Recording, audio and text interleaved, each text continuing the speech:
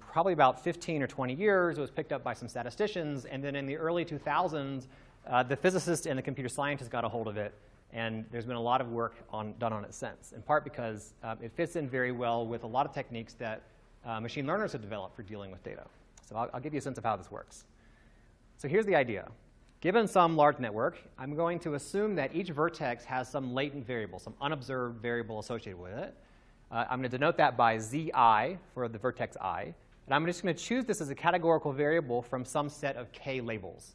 So this is like a coloring. So I have k colors that I can distribute across the graph. Each vertex has a secret color that I don't get to see. And my job is to learn what color each vertex is. So to do that, I have to define something about how the colors mix. And this is M. This is the stochastic block matrix, sometimes also called the mixing matrix. And it's a matrix of group-level connectivity patterns. So the probability that I and j are connected is given by this matrix is k by k.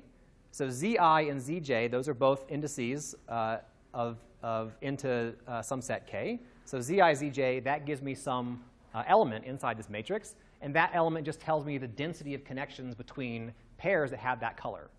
So if zi is the same color as zj, that's a diagonal element of this matrix. And that tells me the probability that two vertices of the same color have a connection.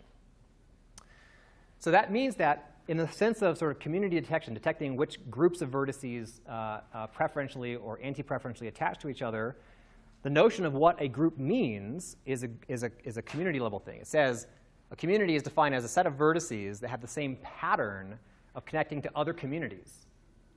And that's interesting. That tells us something about the underlying structure of the graph. It takes this large pile of data and compresses it into something that we can interpret. What I mean by that, well, let me give you some examples. So suppose I have some graph like this. The colors are hidden here.